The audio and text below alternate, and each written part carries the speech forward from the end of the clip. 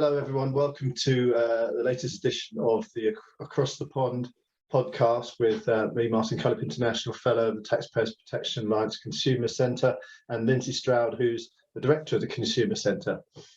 Today's guest is Jeannie Cameron. We're going to be talking about COP9, give you a few tips about COP9, what it's all about, why we should take notice of it. So welcome, Jeannie. Hello everybody, glad to be with you today. Jeannie Cameron is principal of JCIC International and is a public affairs and regulatory professional with over 25 years public policy experience. Jeannie is a leading expert on the WHO's Framework Convention on Tobacco Control, FCTC, and did a dissertation in 2007 on human rights, harm reduction, and the Framework Convention on Tobacco Control. So is pretty much an expert in this area. So I know you know a lot about these things, Jeannie. The way I think the most simple way you explained to me once is, because everyone gets confused about what the FCTC is, what COP is FCTC is a document, COP is a meeting, and the decision makers are the national governments. That's right, isn't it? Just about. That's correct, Martin, absolutely. Well, no, I think it's a really important thing to know and understand the difference between these things, because often people talk about, well, the FCTC did this or did that. And I would often think, well, actually, no, it didn't, because it's a piece of paper. But essentially, the FCTC is a framework convention on tobacco control. It's the second big framework convention that the world has, and everybody knows at the moment that the Framework Convention on Climate Change, which has its COP26 currently underway, is everybody knows about that. Well, this is the second one, Framework Convention on Tobacco Control, about 10 years behind the other one, and that's why it's only up to its COP9, or the Conference of the Parties 9, where all the governments come together and actually make the decisions and discuss the issues exactly as the same as they're doing for the environment at the moment. So that's the kind of model. And then the administrative body that sort of does all the secretariat work and hosts it, in this case, is the World Health Organization, which actually has no decision-making ability at all, but does like to sort of throw its weight around and push some of the delegations towards certain things. So that's why we've also got to keep a watch on what the World Health Organization does. And I think it's also worth remembering there that the World Health Organization is quite a number of things put together. So it's not just the body, one big body. It has a scientific arm, largely the TOBREG, or the Tobacco Regulatory scientific people. It has TOBLabNet, which is the laboratories, and then it has the Tobacco Free Initiative, which is those that look at all the policies and things.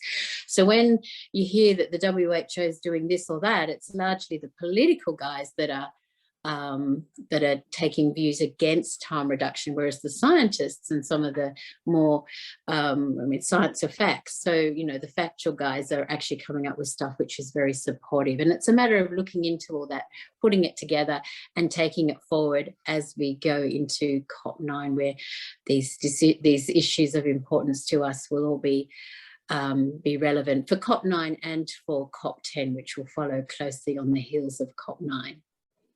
So okay. That's hopefully not great. Too long an introduction to. No, that's perfect. That's perfect. So there is some confusion, especially in the UK. People say, well, we shouldn't worry about COP9 or COP10 because our government's, firmly behind harm reduction. Other countries may not be so, but why, in general, should we take notice of what these COP meetings are doing, and what threats or advantages can there be from their decision making? What's really important to understand about most UN bodies, but certainly about this one, is that decision-making is on the basis of consensus, which means an absence of a formal objection. So, for example, you could have a country such as India, which has banned e-cigarettes, may sort of say, if there's a discussion on these issues, novel products, may say, well, you know, our national legislation is supportive of banning e-cigarettes, so let's ban it. Now, the UK at that moment might be, you know, on the phone or not taking much notice or whatever, and don't really notice it, and don't have anything to say, or other governments. And so this is how it builds. And so finally the WHO will sort of say, well, does everyone agree with X or Y suggestion or whatever? And unless you object or you kind of put your position strongly, then it may just flow. So you really have to be on the ball, and therefore it's really important for the UK, because it's the first time that it's actually outside the European Union in terms of its negotiating delegation, will be there for itself. Equally, on the other side, you've got the US, which is not a party to the FCTC, but it is a signatory to the treaty. A lot of people don't realise that the US actually did sign the FCTC. It was one of the first in the first year. And it has observer status as a government, and therefore it can participate. It's just not, it just doesn't vote if they vote, but they don't usually vote. So, it has a very strong opportunity to voice itself there. So in my past, I don't know about these areas just because of tobacco, or having been involved in nicotine issues. My past, I did work for a number of years in the international legal section of the Department of Prime Minister and Cabinet in Australia, which was the government area that was responsible for Australia's involvement in international treaties. So when I started working in this area, I got to know the practical side of it, as well as doing the legal side of it from my master's in law area. But I think, therefore, understanding and having the delegations know. Now, for the senior roles at a COP, and certainly for some of the IMBs that led to the COP, it's been WTO ambassadors that have led on the Framework Convention on Tobacco Control, because, you really need proper diplomats who know what they're doing. It's just in this particular area, because it's the world's first sort of framework convention on health, you've got health officials, and health officials are good at health, but they're not necessarily good at diplomacy and international negotiations. So they need help. So really, the people who are on the ground, who really know the issues, like consumers and those who believe in these areas, need to be advising those government delegations before they go off to the COP, so they really know what they're talking about. They can listen for the issues, understand them, and make sure nothing sneaks in by the back door that they might not want. How easy is it to do that? Because as you mentioned, the COP26 is happening in Glasgow, Scotland at the moment. And that's extremely open. There was something like 2,500 groups given observer status. I think it's only 21 with COP9. And the TV cameras are there, and they have websites encouraging you to get involved. BBC's all over it. Whereas COP9, it's kind of all secret. The public are banned, the media are banned. Everything's behind closed doors. They seem almost paranoid about public involvement. How does the public get involved, and how do they get these views across to such an organisation as such a large... I mean, traditionally, and the most important way to get the views across is to speak to the government policymakers before they actually leave for the event. I mean, it is very interesting and worthwhile to attend the event, but by that stage, there's not really a huge amount much you can do. It's certainly before the delegation goes. So you can imagine with what's going on at COP26 now, and all the governments that are there discussing the nationally determined contributions of how they're going to do this or that with emissions. You can't imagine they're just deciding that there and they're listening to all the people there. They would have thought about that long before they actually went there. They would have known as governments what their national contributions were going to be, or at least had a ballpark that they would be guided by. They determine all that before they go, and it's exactly the same for this. And when I was a civil servant putting these things together, you put together these books for the delegations that go off with the country's views and speaking points. So they're pretty much all done beforehand. But the momentum of having vested interests like the energy industries and all the green movement and all of those people, they make it a lot more atmospheric, make the issues become much more alive. And for that reason, it is a strong contrast to this one being completely closed. And I think that really deserves a lot of scrutiny, really, which just doesn't seem to come. I think governments do and can make a difference when they stand up for things. I mean, if we look back to the negotiation of the Framework Convention on Tobacco Control originally, there were governments pushing for graphic health warnings to be in the text of the treaty. Now, that is not in the text of the treaty as a requirement, because most governments said, no, we don't want that at this point. Largely that was led by countries like China and Japan, that, you know, where the cultural pictures and naming, etc., on cigarette packs were part of their heritage, and they just didn't want to ruin it. Equally, you've got countries like Cuba that stop any discussion of liability of the industry to being responsible for the harm to public health, because the Cuban cigar industry is very much determined to protect the livelihood and the future of the Cuban economy. And so they stand up very strongly against that every single time it gets raised. So it just never passes. So, you know, you can get a cohort of governments to sort of stop anything that seeks to reduce or undermine anything there. Whilst the treaty is focused on tobacco, it is very much focused on cigarettes as well. Everything is about and written about, and the objective, you know, here the objective of the treaty is blah blah blah blah, but to protect people from exposure to tobacco smoke. And it wasn't just talking about secondhand smoking; it was talking about the smoke being the issue, and that's all the way through it. So it's a good platform document, but any weakening of that or any changing of that is what delegates need to look out for and be reminded of by those that find harm reduction an important policy measure to stop them having any of that eroded. And that's where it gets really important. You mentioned that in the treaty, it does say, doesn't it, that this is all about tobacco smoke. So why are they focusing so much on harm reduction, which has mostly got no smoke? It's just an aerosol vaping.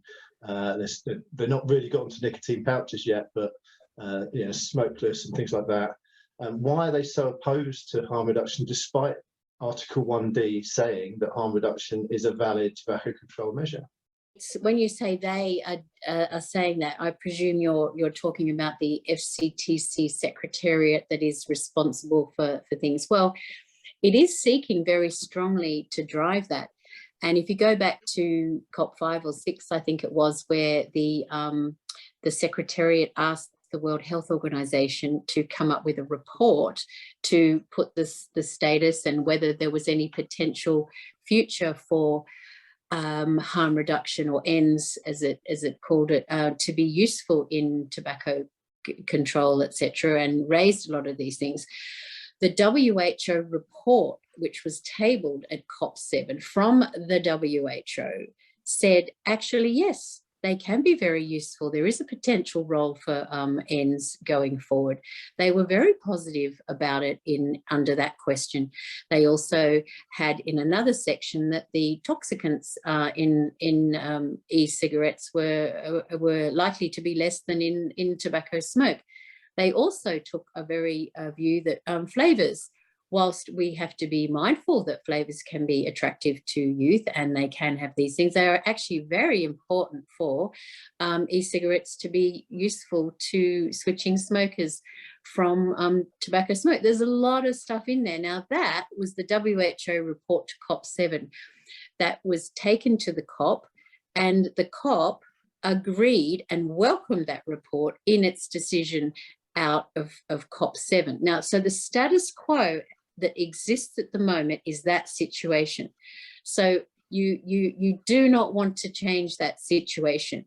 And that is why the WHO and Secretariat, which is opposed, because it's still very much on the quit or die, nothing, everybody has to stop using any form of tobacco or any form of nicotine. That's where you may say, ideologically wish to get to. but there's a lot of public health people and a lot of you know, and consumers and everybody and governments who realize that is not the case, and so they're very happy to. And the thing is, that was agreed and adopted and welcomed by the COP. So it's a decision that is the situation. So you need to be really careful when you go into COP 9 and 10 not to change that. And so having these issues raised and having new things develop and having them up there is, you know, you have to be careful that no one opens these things up to what I was saying earlier, like what India could do if you did open it up and say, what about this or that? They can start changing things, which the Secretariat will choose to elaborate into decisions, which, whereas what they need to do is they need to say there was this decision taken at COP7, which welcomes it and puts all the positives forward. And whilst it's not unequivocal, and it does raise some of the negative things, it really is the situation, and governments need to be reminded of their legal obligation as parties to the FCTC, that they have a requirement to not only look at supply and demand measures for tobacco control, but look at harm reduction strategies. And that is what they all agreed to.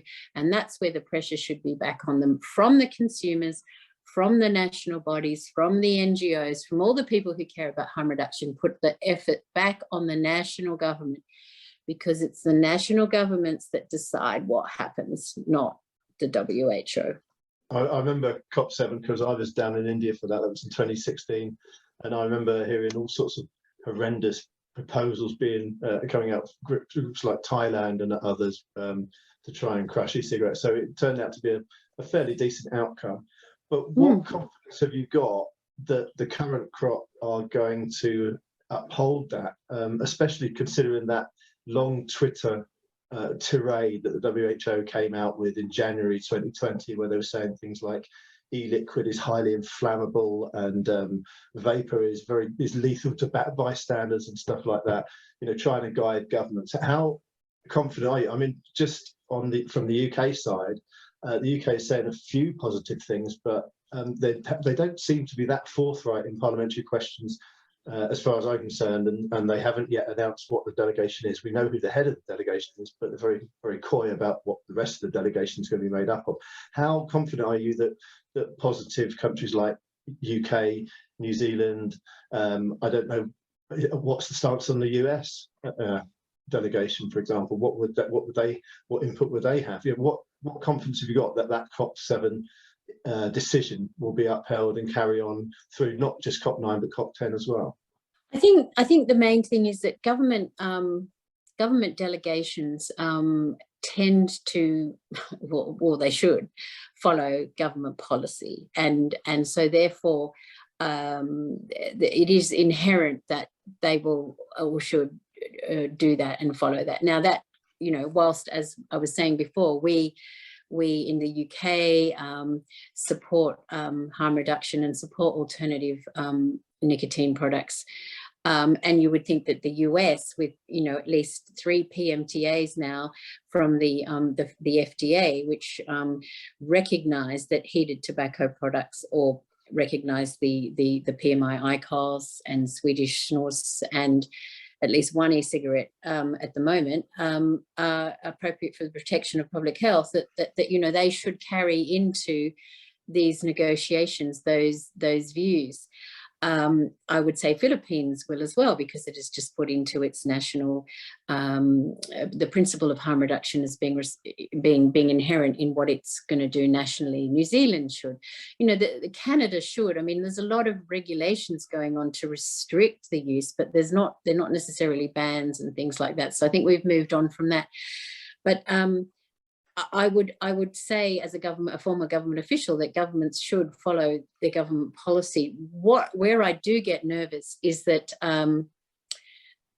because it is a COP and not an INB, and an INB is how the FCTC was developed, and also the FCTC protocol on illicit trade, because they are proper legal negotiations where the head of state or the foreign office head determine who can speak for the country, etc. And then you get very, very clear and very careful observation of what a delegation is saying. A COP's not as strict. It's you know, it produces just guidelines. It doesn't produce binding things that are necessarily binding. So it is a little bit more relaxed, but I would say that's where the risk is, when they're either not really noticing. And also the World Health Organization has encouraged government delegations not to take NGOs or subject matter experts on their delegations, which is a real break from proper diplomatic practice. I mean, regardless of the issues, it's usual, at least was from Australia, and all of the delegations that we would go to when I was in the civil service, was you would find government delegations would have one or two subject matter experts, whether it was human rights, you might have landmine people or Oxfam, or you might have, I'm sure at COP26, there's on the official delegations on those government lists, you'll see one or two subject matter experts who aren't from the government, and the WHO's encouraged that. So that's where I think governments should exercise their rights and actually take a couple of people along who do understand and appreciate harm reduction and can actually speak on either behalf of consumers or on behalf of the science around these issues. Because the delegation going, they may be from the Department of Health, but they may not know anything specific about this particular area of it and where things are going. So they are risks, and I'm not confident. So I think that's why everybody needs to be vigilant and take notice, and really ensure in the best way that they can in the country that they're coming from, that they understand these issues, jump up and down, get things in the media, get right to the, you know, I'm sure everybody who needs to is doing things like that already. What would be the nightmare scenario at COP9? Martin, I don't think we want to talk about the nightmare scenario, because I just think it's not worth thinking about. I know one has to be prepared. I actually think that we do have to be, the nightmare would be if the WHO political areas get some significant countries to table things or say things that are detrimental or go against the way that the world is moving on these areas, and that other countries that are more sensible aren't ready to push that back or fight that back. You would think, for example, where countries like Japan, where heated tobacco products have just significantly changed the landscape of that country. And Sweden, I know the Swedish government doesn't necessarily stand up on snus, but they, you know, if and the UK with leading on e-cigarettes, and what countries like Philippines and New Zealand and other countries are starting to do to welcome and look at the science and look at how, you know, their smoking prevalence is significantly reducing. If there was some sort of pincer movement to put something out. Now, the WHO usually has done to bring on guidelines of a particular area at the closing sort of day or in the last hours of a COP. They've had, well, you know, some very important health countries with very significant health interests, say like Turkmenistan or Syria or, you know, other places, will put forward some issues which you kind of wonder, did they really think of that, or is someone putting them up to it, come up with some really draconian things, and then because nobody objects, because no one's really noticing, these things go through as being on the agenda for the next COP or something like that. And I think that's where the worst case, or the thing you don't want to think about, is if two countries come up with something, put it there, no one really notices or says, oh, we'll just leave it for COP10. And then between COP9 and 10, the WHO does a lot of lobbying work on, especially the developing countries and others who are more susceptible to these things. And then we get a situation where something almost becomes a fait accompli or requires a large fight against, rather than what we have. That could be a very bad thing if that occurred. I think, though, there is a decision that COP9 is not to discuss substantive issues. It's to discuss budget, finance, administration and other things. So I think so long as that is stuck to, and that governments remind that if someone starts to bring something substantive up, that they actually say, no, that's for COP10, bring it back then, that will be a good thing. I note that the EU Commission has put forward their ideas for COP9, and they've agreed with that things should be pushed back. So there's a fair chunk of pressure to make sure it is.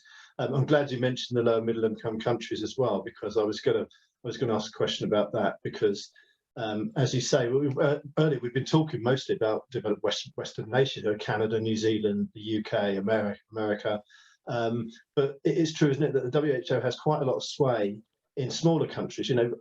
Nations like ours have got highly developed processes, they've got a good infrastructure of health, whereas some of the smaller countries haven't got the resources and could easily just go along with what the WHO tells them, because the WHO could say, we could help you out with those resources, we can help you out in implementing these things.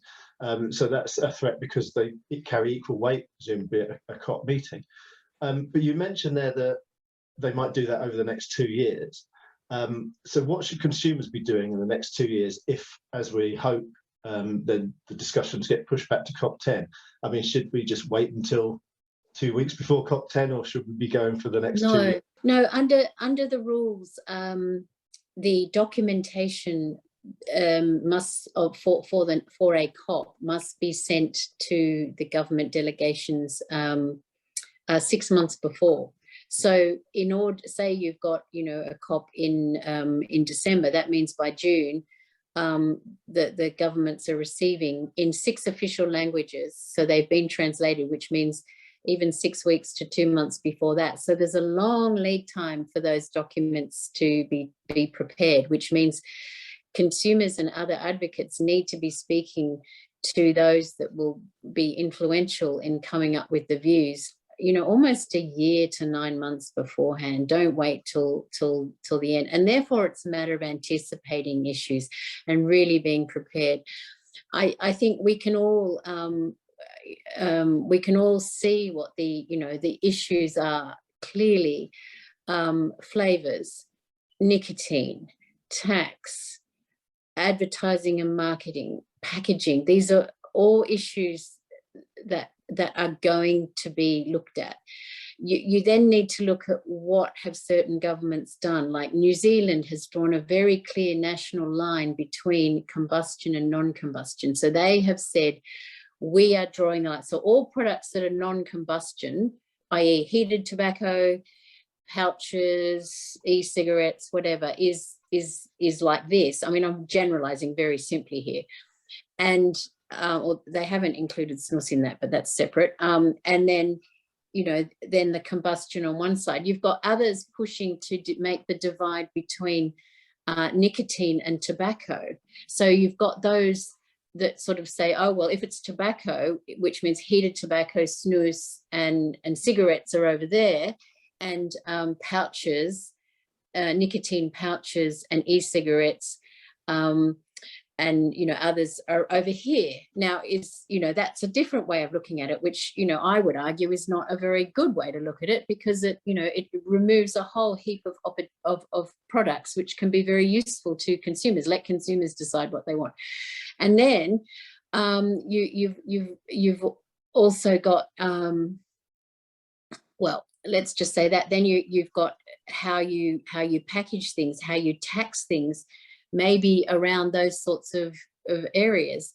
How are all these things going to be determined? Now, of course, these things are determined nationally. But for, as you were saying, for the lower and middle income countries, they will be very strongly influenced on a lot of these things going forward by what either comes from other countries such as Europe or even the US, or they'll be influenced by what the WHO is saying, which may be the most draconian choice of all. I mean, I still think that we have the most ridiculous situation, not even ridiculous, just, Swedish snus is the, one could say, safest nicotine tobacco product, whatever product that exists and has 50 years of epidemiological evidence to prove it, and yet it's banned in places. So that just goes to show why where regulators make decisions based on no knowledge can happen, but also the detriment that it can be. So let's make sure that e-cigarettes and vaping products and things are taxed correctly, advertised correctly. You know, all of these things are really important coming decisions. And that's the other thing the WHO is trying to do. It's trying to ban open systems e-cigarettes and allow closed systems, you know, and now it's like, well, on what basis, you know, are they wanting to do that? You know, nicotine needs to be regulated on the basis of, you know, its comparison with a cigarette, not in relation to other alternative products. And these are the things consumers who really know. They may not always know the words and the depth of nicotine science, but they know enough because they've been using the products and they know how the products work and they know what they can afford and they know the differences. Consumers need to be sending these stories and talking these things to those that either influence the policymakers or the policymakers directly, and do that as much as possible. And quite ironically, it doesn't need to be sophisticated letters all typed out. You know, I think the more from the heart, really, this is why I stopped and this is how my health has improved, or this is what I can now afford, are much more reliable arguments and ones that will resonate much more strongly with policymakers. So I think that's what consumers and policymakers should be doing constantly, ad nauseum. From the heart. I think that's something reduced risk users can do very well. Actually, we've seen that. We're sort of coming up to time. Did you want to say anything about No, it's this? fine. You took it over. It's okay. Just thank you for coming on. And you know, kind of giving us our introductory episode for our COP9 live streams that we're doing. So, and then I guess if you've got any closing words, I mean, you kind of did, you know, round it up nicely out there. I guess my only question is, outside of consumers, what can individuals like me and Martin be like looking for in people, I guess, in the think tank world, and maybe just even NGOs? I think where think tanks and NGOs can help is that they are far more able, because of structure and often knowledge based, to assist with that messaging, to get the messages from consumers, to get the messages from scientists, even because to get the messages into a format that makes it palatable and understandable by policymakers. I think that kind of transition and that translation is where they can best help, because I find, you know, sometimes scientists are too scientific and their message just goes whoop over the top of regulators or policymakers who are afraid to often ask. You know, so many people I've come across do not know the depth of the differences between nicotine emissions, nicotine absorption, and nicotine content in a bottle, and the regulations around those areas. If that's got wrong, that is massive. And I've only come to learn that, my cat's just coming into the picture recently, but I think, you know, these are fundamental to knowledge. Now, someone like Martin, who's a nicotine, you know, this happens naturally. So it doesn't need to explain it. But if you're a policymaker who needs to kind of write that down and create and understand that, it needs to be in a way that can be understood. And that's where I think think tanks and people who can transition the language, either from a more simplistic way to a more sophisticated argument, or from a very complex argument to a more understandable argument, that's where that sort of thing can help. So that's where I think that value can come in. And so I'm very happy to participate during your COP week in any way that you think I could be helpful. We've only sort of covered some aspects of it, but I think everybody knows somebody who either vapes, or somebody who has smoked, or somebody who has an amazing story of how their life has changed. And these are the sorts of things that need to get through, and we really need to ensure that what happens at the COP is is known by everybody. And also, one really important thing to remember is the COP is not closed to the public until such time as they make a decision to do that. So when the WHO brings that on for a discussion, there needs to be more than 1 or 2 governments that say this isn't fair, because usually Canada has stood up in the past, but the UK and US and then no one else has. And these are fundamental democratic things. So I think we need to be watching, especially when we have COP26 going on at the moment, which we started with, which is completely open to everybody. Well, thank you very much for coming along, Jean. It's fascinating as always talking to you. So thanks everyone for watching this latest episode of the Across the Pond podcast. And if you have any ideas for future ones, please let us know. But for now, from me, Lindsay and Jeannie, goodbye. Thanks very much.